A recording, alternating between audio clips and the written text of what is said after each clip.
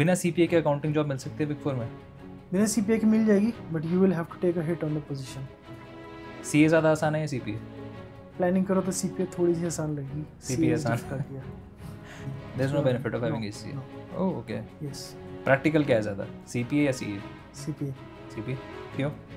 Because आप 5 से 6 subjects एक साथ अप्लाई कर रहे हो एक ही डे पे।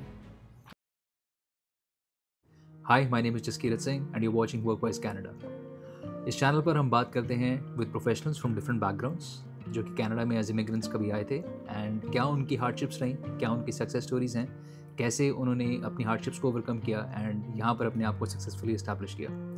आज के जो हमारे गेस्ट हैं उनका नाम है Yuvraj Singh. He is my elder brother.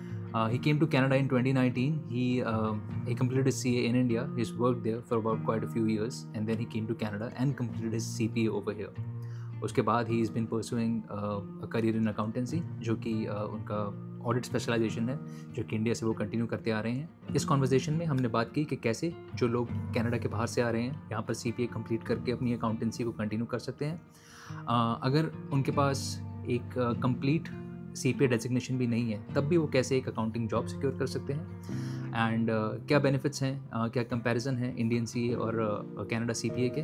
For any of your questions regarding how to land an accounting job और हाउ टू परस्यू CPA, मैं युवराज का लिंक्डइन लिंक अपने डिस्क्रिप्शन में डाल दूंगा and you can contact him और me in the comments and will try to answer as best as we can. Enjoy the conversation and I hope you get something insightful out of it. It starts now. सबसे पहले आप अपने बारे में बताइए कि क्या आपका करंट जॉब टाइटल है, क्या उसके साथ रिस्पॉन्सिबिलिटीज़ हैं and how is your work structure right now? So currently मैं एक ऑडिट फर्म में काम करता हूँ जो मिसिसागा में बेस्ड है, और इसके क्लाइंट्स ऑल ओवर GTA हैं। बेसिकली GTA हैमिल्टन की साइड है, एंड उसमें ऑडिट, टैक्सेशन, कंपाइलेशन, ये सारी चीज़ें आती हैं। सो बेसिकली एक kind of a general audit and tax profile है, और उसमें मेरी position as a senior accountant है। सो मैं auditing, taxation, tax return filing, tax preparation, tax planning, ये सब चीज़ें देखता हूँ। ग्रेट। सो आप कनाडा आए 2019 में, so it's been almost 5 years. So जब आप आए थे उस टाइम पे what were the struggles? It was pre covid era, तो how did you go through your job preparation?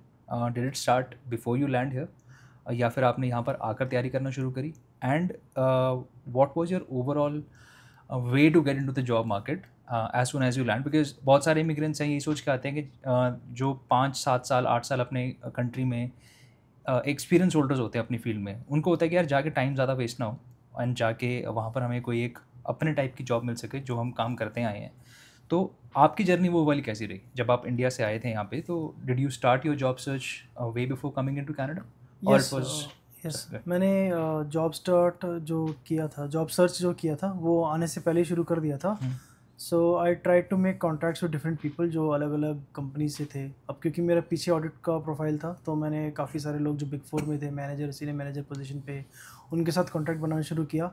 And I reach out to them कि मैं इस मंथ में कनाडा आ रहा हूँ, and if you can help me out in getting a referral, ताकि एक इंटरव्यू अरेंज हो पाए और उस तरीके से मैं लैंड होने के टाइम पे मुझे ज़्यादा टाइम ना लगे और मैं एक जॉब ऑफ़र ले सकूं, ताकि मैं अपना करियर कनाडा में स्टार्ट कर सकूं।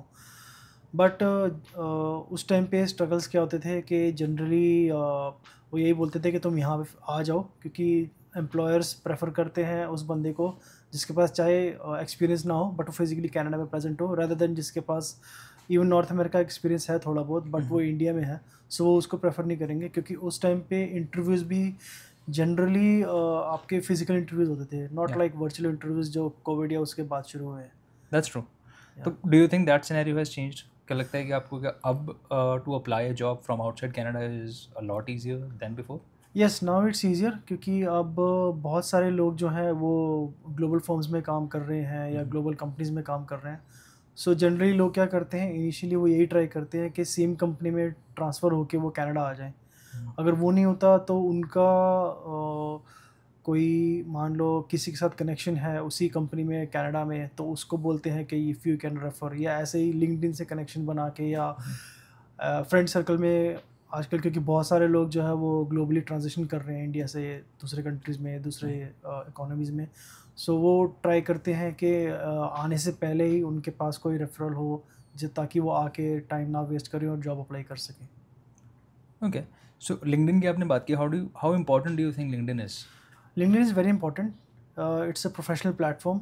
तो मैं तो यही कहूँगा कि आप जितना यूटिलाइज कर सको, चाहे इवन आप कोल्ड मैसेज करो 10 लोगों को, 15 लोगों को, उसमें से अगर एक आदमी भी आपके साथ कांटेक्ट बनाता है, यू नेवर नो कि वो आदमी कब काम आ जाए. मे बी अभी काम ना आए, may be 4 years down the line जब आप किसी अच्छे पोजीशन पे हो and you want further progression, so हो सकता है वो उस टाइम पे काम है. सो आई डेफिनेटली से कि you try to make as much contacts as you can before and even after landing, and not only making contacts, but you also have to make sure that you have to build that relationship and keep conversating with them. even एक basic hi hello LinkedIn पे या वैसे ही अगर if आप numbers exchange करते हो या WhatsApp पे भी हो, so उस तरीके से you can contact and keep messaging them. Like general hi hello भी बोल सकते हो या इवन बर्थडे पे विश. उस तरीके से ये है कि आप जब आप कोई रेफरल मांगने जाओगे आगे जाके, तो उसको ये नहीं लगेगा कि आप कॉन्टैक्ट इसलिए बना रहे हो सिर्फ रेफरल के लिए. दैट्स ट्रू, क्योंकि even for me, I mean, I would agree to the same. LinkedIn has been very important in my journey as well. जितने भी मेरे को roles अभी तक मिले हैं, I think apart from my co-op, they were all from LinkedIn, and because I had a good network over there. So yeah, I agree, it's very important, and I think that's अब तो बहुत लोग active हो भी गए हैं. I think 2016, 17, 18 के time पे, उस टाइम पे इतना people were not so much active on LinkedIn, so it's a good thing. I think that's a good start. Coming back to the point, so कितना टाइम लगा आपको अपनी फर्स्ट जॉब लेने में, and was it the exactly same profile जो आप पहले India में काम कर रहे थे, it was something related to that but थोड़ा सा अलग था? कैसा वो सिनेरियो था?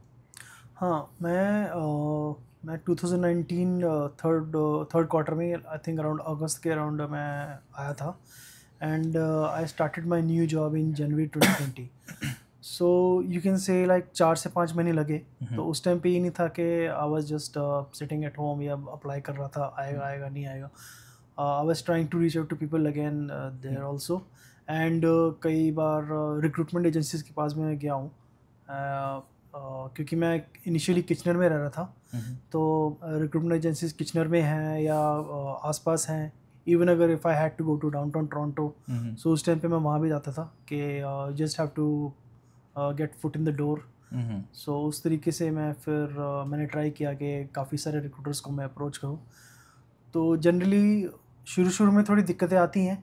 यू मे नॉट फाइंड कि आपको उसी फील्ड में जॉब मिल जाए, बट आई वुड से कि अगर उससे मिलती जुलती भी अगर आपको जॉब मिलती है, so definitely try to go there. उसके बाद आप you can build your experience and go into the profile in which you want to go. So you were from a Big Four in India. You were working for KPMG. Yeah. And यहाँ पर आके भी आपका transition Big Four में ही था? हाँ, यहाँ पे आके मुझे फर्स्ट जॉब PwC में मिली जो लंदन ओंटारियो में थी. बट इंडिया में आप ऑडिट कर रहे थे, तो यहाँ पर आके भी was it the same audit profile या फिर थोड़ा उससे रिलेटेड था? It was kind of same, but वो थोड़ा डिफरेंट था. इंडिया में मैं एक्सटर्नल ऑडिट कर रहा था, यहाँ आके मुझे इंटरनल ऑडिटर सॉक्स का प्रोफाइल मिला.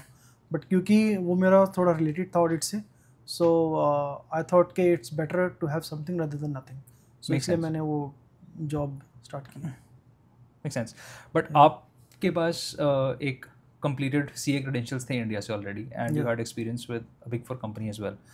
डू यू थिंक वो हेल्प करता है जब आप यहाँ पे आते हैं? एंड आई थिंक उस टाइम पे आपके पास CPA क्रेडेंशियल्स नहीं थे. I am not sure you were enrolled in CPA at that time और not, but you didn't have a completion CPA certificate. तो स्टिल इंडिया में CA कंप्लीशन होने की वजह से do you think that helps? हाँ, being a chartered accountant and being already worked in Big Four before landing into Canada, it definitely helped. क्योंकि global audit firms का क्या है कि they have similar structure, similar work culture, similar structure. So if you are working in Big Four in India and if you get a job offer in Canada, so उससे क्या होगा कि क्योंकि आप सेम कल्चर से आ रहे हो, सो उनको पता है कि आपको कि how to work in a big four या उस तरीके के कल्चर में कैसे फिट होना है. So definitely they would prefer कि हाँ, अगर कोई बिग फोर से आ रहा है तो they would definitely take him rather than someone who is coming from a small industry और small company from India and he is going to the big four. Got it. So I get it, but there is also an MOU as far as I know between India and Canada. कि अगर आप यहाँ पे CA complete करके आ रहे हैं तो then you don't have to go through all the stages of CPA. Yes. तो उस प्रोसेस के बारे में can you elaborate on that little bit, like what are the advantages if you have either CA or an ACCA, which is I think from UK, Yeah. and if you have any of those credentials, how does it help anyone to go through or complete their CPA journey? So ICAI जो India की regulatory body है chartered accountants की, और CPA Canada के साथ दोनों का MOU है, मेमोरेंडम ऑफ अंडरस्टैंडिंग टाइप है. सो if you are directly starting CPA, like if you don't have MOU, you have to go with 6 courses: core 1, core 2, elective 1, elective 2, capstone 1, capstone 2. Then you go to the common final exam. Okay. और उसके बीच में you have around 30 months of practical training. So MOU की वजह से क्या हुआ कि training का पार्ट और जो कॉमन फाइनल एग्ज़ाम जो लास्ट एग्ज़ाम होता है उससे पहले का सारा पार्ट मेरा एग्जाम्प्ट हो गया. So I enrolled as a student, and उसके बाद मुझे यहाँ आके सिर्फ CFE देना था, and I would have got my CPA designation जो मुझे मिल गई. Great. तो can you delve more into about your CPA prep? When did you actually start? And उसमें एम्प्लॉयर का क्या रोल था? क्योंकि आई थिंक जितना मुझे याद है, आई थिंक आपने कुछ लीव्स भी ली थी, आई थिंक एम्प्लॉयर्स की, specially if it is big four, they will help you out to study for the exam, they'll give you break for studying and all those kind of things. तो क्या benefits हैं अगर आप एक अच्छी firm के साथ काम कर रहे हैं in completing your CPA? And do you think it is really important to have a CPA designation, या फिर आप अपने जो होम कंट्री से जिनका भी कनाडा के साथ टाई अप है, बी इट इंडिया और एनी अदर कंट्री, आप CA कंप्लीट करके आए हैं, ACCA कंप्लीट करके आए हैं, तो वुड यू रिकमेंड कि लोग सिर्फ उसी पे कंटिन्यू करें या फिर they should pursue CPA? And also the first part of the question was कि आपका प्रिपरेशन जर्नी कैसा था? मुझे अराउंड 5 to 6 months लगे थे प्रिपेयर करने में, क्योंकि मैं जॉब के साथ साथ कर रहा था. एंड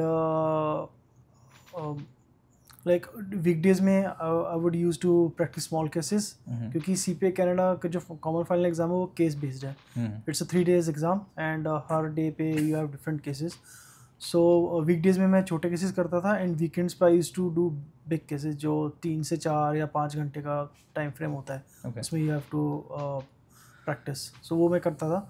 सो इसीलिए मैंने ज़्यादा टाइम लगाया, क्योंकि I wanted to make sure कि मैं अगर कोई चीज़ कर रहा हूँ तो वो मैं प्रॉपरली करूँ, and that gave me confidence कि मैं हाँ आगे जाके जैसे जैसे मैं केसेस सॉल्व करता जा रहा हूँ, प्रैक्टिस करता जा रहा हूँ, मुझे और ग्रिप बनती जा रही है. किस तरीके से क्योंकि ओपन बुक एग्ज़ाम है, तो रेफरेंस मटेरियल कैसे मुझे यूज़ करना है, और किस तरीके से मुझे अपनी स्पीड बनानी है, किस तरीके से मुझे इंश्योर करना है कि उस टाइम फ्रेम में मैं मैक्सिमम टू मैक्सिमम अपना आउटपुट दे सकूँ.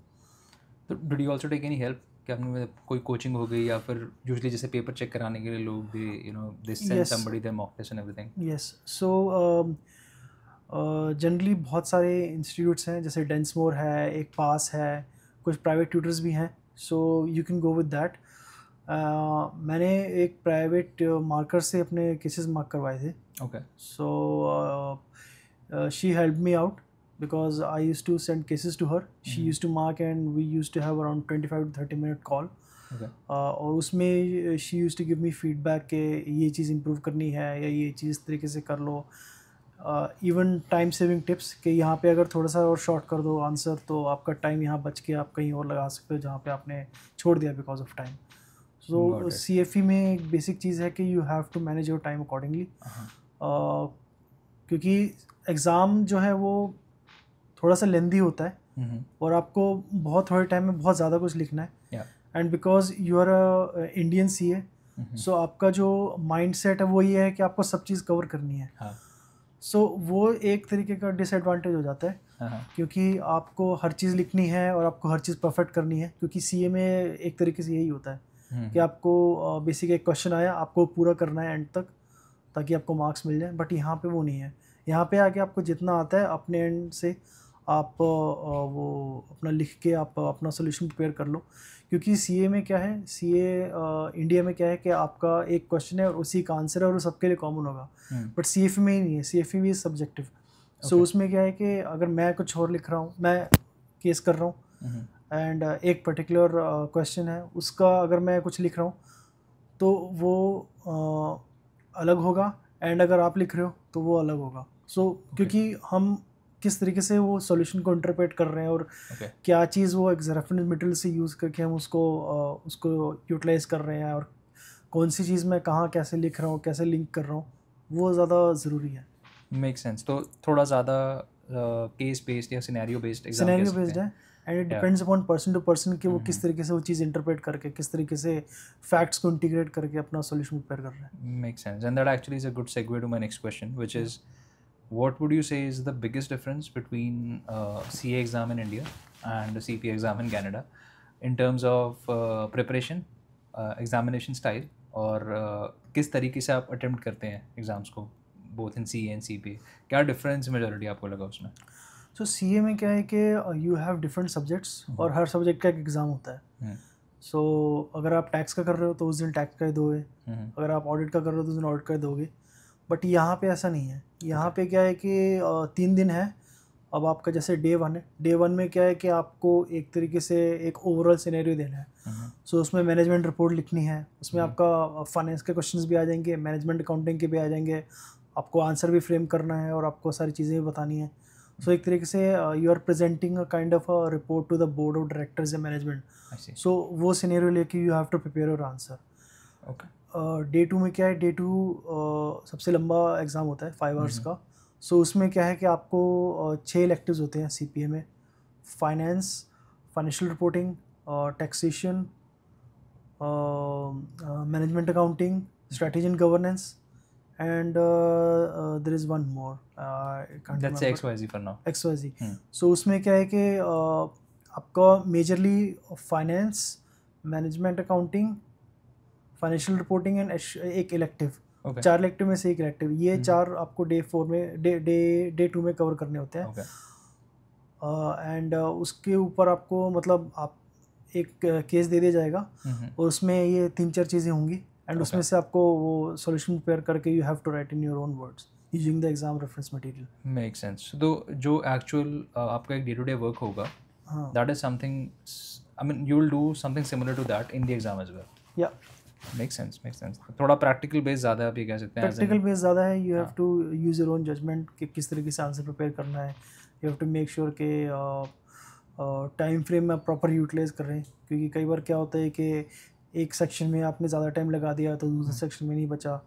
वो फिर वो टाइम मैनेज करना वो बहुत ज़रूरी हो जाता है. So the more you practise the more you get closer to your time management.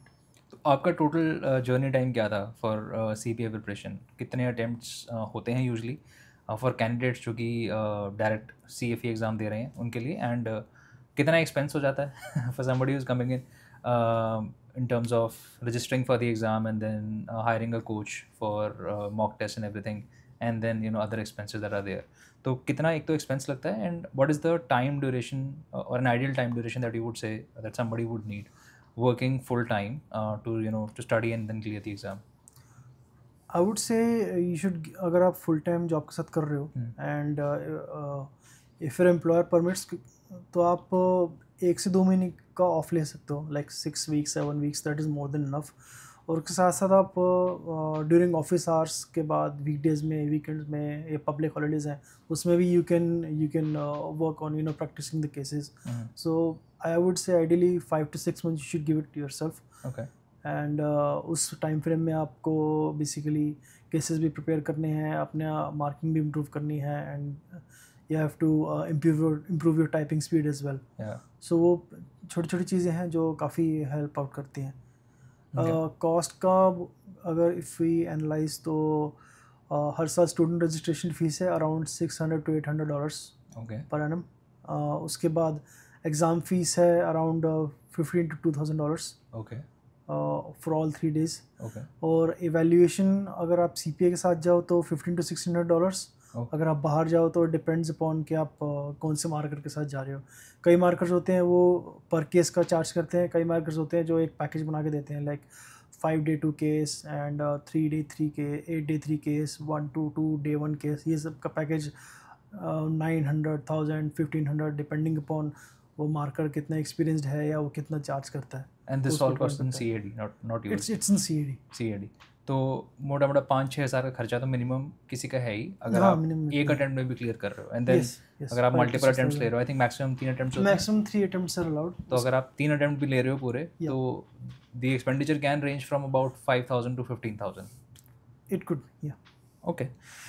तो इसकी तरफ से, कंपनी की तरफ से कोई हेल्प होती है, specially let's say if you working in a big four company, KPMG, EY, Deloitte and all those kind of things, तो उसमें कोई भी हेल्प है कंपनी की तरफ से, या फिर it's all out of your pocket? नहीं, डेफिनेटली एक अटेम्प्ट के लिए they bear all your cost. Okay. आपका कोर्स की एग्ज़ाम फीस है, आपकी इवन कोचिंग है. कोचिंग क्योंकि बिग फोर्स का क्या है कि जो बड़े बड़े इंस्टीट्यूट्स हैं जैसे डेंसमोर है, पास है, इनके साथ टाइप होता है. So they provide you all the material. Okay. And big four also have a culture के वो एक आपको एक स्टडी बडी दे देते हैं, एक मेंटर दे देते हैं जो आपके सारे क्वेश्चंस वगैरह को आंसर देगा till few days before the exam. So एक अटेम्प्ट के लिए they bear all your cost and they help you out in clearing your CFE. Okay. So coming back to your journey, आप आए, आपकी PwC में job लगी, and then you said कि वो आपके काम से उतनी रिलेटेड नहीं थी, but then I think you also you stayed there for couple of months and then you move to EY. Yeah, I worked around 1 year. 1 year. And how did that switch happen? So I was searching for opportunities after working in PwC because PwC का जो profile था, it was very different from what I was doing in India. So I wanted to go back into the public accounting जो मेरा actual profile था external audit का. So मुझे opportunity milli and I interviewed and I got selected and I switched to EY. And वहाँ पर आपका profile almost similar to what you were doing back in India, like Yeah, different it was clients का audits का जाना exactly है. similar to what I was doing. Make sense. अभी आप एक बुटीक फर्म में हैं, it's a small CPA firm you can से. Yeah, small to mid-size CPA firm. सो एक बड़ी फर्म से आके, and you have worked for I think 3 of the 4 big force, Yeah. वो वर्सेस अभी जो आपका करंट वर्किंग एनवायरनमेंट है, उसमें क्या डिफरेंसेस लगते हैं आपको? So Big Four में क्या है कि if you are working in audit profile, so you will do only audit assignments. So एक तरीके से compartmentalization हो जाती है, okay. which is not the case with small to mid-size firms. Mid-size firms में one day you're doing an audit assignment, maybe next week you're doing a compilation engagement, maybe 2 weeks later you're doing a tax return. Okay. And when you're doing an audit or review engagement or compilation, so सिर्फ वो नहीं है कि आप सिर्फ audit कर रहे हो या रिव्यू कर रहे हो या सिर्फ वर्क पेपर्स प्रिपेयर कर रहे हो, वो नहीं है. You simultaneously you are preparing the tax return as well, you are consulting with the client as well. So एक तरीके से ओवरऑल स्टार्ट टू एंड सारा एंगेजमेंट का कंट्रोल आपके पास होता है. You're wearing And that way different you grow, hats yeah. and you have more ownership. You more ownership, more hands-on approach, more practical use of tax laws and किस तरीके से we interact with client. Which is client not के साथ भी usual. Time थोड़ा Yeah. बढ़ता होगा आपका age Yeah. Compare to working in EY और Yeah, KPMG. yeah. Makes sense. What would you say is more practical in terms of just going through the exams and completing the certificate, be it when we compare CA and CPA? CPA is more practical Okay. क्योंकि CA में you just give exams, you pass it and you're done with CA. But CPA में you have to actually utilize that those laws, those standards. Because as I said earlier, CPA is an open book exam, so they give you an exam reference guide, Okay. and you have to go into that particular accounting standard. You have to pick the particular paragraph. You have to write that down, and you have to you build your solution around it. So एक तरीके से बहुत ज़्यादा practical approach है जो CPA Canada use करता है. And I think it's good for accountants because you know कि हाँ ये स्टैंडर्ड इस तरीके से यूज़ होना है. And later on when you are working as a professional, it will help you out more because you already know that you have done this, or maybe वो paragraph during an engagement it might click कि हाँ ये चीज़ मैंने ऐसे की थी, तो उस तरीके से you can link what you have done previously with your actual work that you're doing in the field. So ratification थोड़ी कम है definitely. Yeah, its ratification is very low and I don't think यहाँ ratification चलती है. But CA में जैसे पास percentage का भी एक कंसेप्ट आ गया ना कि हमने 3-3.5 या 5% बच्चे ही पास करने हैं, तो बाकी आप जितना मर्जी अच्छा परफॉर्म कर लो, you won't be able to go through the final exams, आप नहीं पास कर पाओगे. Is it a same case with CPA as well यहाँ पे, या फिर is it it's not like a cut off percentage कि नहीं इस अगर 100 बच्चे बैठ रहे हैं तो 5 को ही CPA हम सर्टिफिकेट ग्रांट नहीं, करेंगे? It does not, because CA में क्या है कि पहले होता था कि 3% 5%, बट धीरे धीरे बिकॉज इंडस्ट्री की रिक्वायरमेंट्स बढ़ी हैं, so they have increase the pass percentage to double digits में भी 10%, 15%, 18%. सो अभी थोड़ा हुआ है क्योंकि इंडस्ट्री की डिमांड है, क्योंकि और प्रोफेशनल्स चाहिए. If we look at CPA Canada, तो इनका पास परसेंटेज बेसिकली 72-75% या कई बार उससे ऊपर हो जाता है. 75%? या यार बहुत ज़्यादा है. हाँ, ज़्यादा है, बट ये है कि यहाँ पे भी बहुत रिगरस प्रैक्टिस करनी पड़ती है. You have to work extensively. And अब CA में ये है कि if you have a particular subject exam, उसमें 100 मार्क्स का पेपर है, एंड आपको पता होता है कि ये इतने मार्क्स का है, ये इतने मार्क्स का है, तो आपको पता है कि आप कितने मार्क्स के लिए you are fighting for. But CPA में ऐसा नहीं है. CPA में जो बोर्ड ऑफ एग्जामिनर्स हैं वो अपने हिसाब से एवेल्यूएट करते हैं कि कौन से क्वेश्चन को कितना वेटेज देना है, बिकॉज यू नेवर नो कि आपको किस क्वेश्चन में कितना लिखना है. या क्योंकि केस बेस्ड है ना वो, केस बेस्ड है, and how you are applying the skills. या एंड हर केस को अगर आप देखोगे, सो हर केस की मार्किंग अलग है. एंड अब ये है कि if you are practising long enough, so you will have an idea कि एक पर्टिकुलर अगर टॉपिक में से एक पर्टिकुलर सेक्शन आ रहा है, तो उसमें आपको कितना लिखना है कि आपको एक स्कोर मिल जाए जिससे आप you are near to the passing mark. Because passing mark या क्राइटेरिया किस तरीके से है ये they never disclose. It's confidential with them. Okay, let's get to work culture. तो इंडिया में आपने काम किया है कुछ साल, यहाँ पर आपने काम कर लिया कुछ साल. Apart from work balance which I think is pretty obvious कि थोड़ा एक डिफरेंस है साउथ एशियन कंट्रीज़ में और यहाँ पे, और क्या आपको डिफरेंसेस लगे in terms of the work culture? I think in terms of work culture एक मेजर डिफरेंस है कि if you are working in India from 9 to 5, so 9 to 5 नहीं होगा, वो 7 to 9, 7 to 10 होगा. क्योंकि कई बार होता है कि हाँ प्रेशर है, तो उस चक्कर में बहुत टाइम आपका इसी में लग जाता है. बट यहाँ पे वो नहीं है. ठीक है, आई अंडरस्टैंड कि यहाँ पे भी इंडस्ट्रीज़ में, फर्म्स में प्रेशर रहेगा. मे be 4 to 5 months, may be 4 से 5 महीने प्रेशर रहेगा. आपका भी बिजी सीजन होता है? बिजी सीजन होता है कि Jan to Feb है, फिर April to June है, इस तरीके से बिजी सीजन रहता है. बट आफ्टर दैट जैसे जुलाई है या जून के बाद थोड़ा प्रेशर स्लो डाउन हो जाएगा, बिकॉज रिटर्न्स का सीज़न चला गया है, कॉर्पोरेट रिटर्न्स जा चुके हैं, इंडिविजुअल टैक्स रिटर्न्स जा चुकी हैं. जून के बाद थोड़ा लीन पीरियड आ जाता है. सो उसमें ये होता है कि हाँ, फिर 9 to 5 है तो आप जल्दी भी जा सकते हो अगर आप वर्क मैनेज कर पा रहे हो तो. So they don't poke you after work hours unless it's absolutely necessary. So एक ही मेजर कल्चरल डिफरेंस देखा है मैंने कनाडा और इंडिया के बीच में कि यहाँ पे एक्चुअल में वर्क लाइफ बैलेंस है, एंड दे जस्ट नॉट से it for the sake of it. Back home 9 to 5 is 9 to 9. 9 to 9. फिर उसके बाद भी वो they delve a lot into the personal lives as well, right? Yes, छुट्टी लेनी yes. क्यों लेनी है, क्या करना है. Yes, यहाँ पे वो नहीं है ना वेकेशन, नहीं. एटलीस्ट मेरे एक्सपीरियंस में तो नहीं रहा है. मैंने फ्रॉम अ नहीं different field, I am from IT, but still I haven't experienced anything remotely like that कि भाई छुट्टी क्यों चाहिए. अभी तो 2 महीने पहले एक ली थी या 2 ली थी. यस, यहाँ पे वो है. यहाँ पे है कि if you want to go for dental appointment या डॉक्टर से चेकअप है, यू जस्ट से कि मैं आज 2 घंटे के लिए मैं ऑफलाइन रहूँगा. So they will understand, because they understand कि if you are working, job is not your life, it's a part of your life.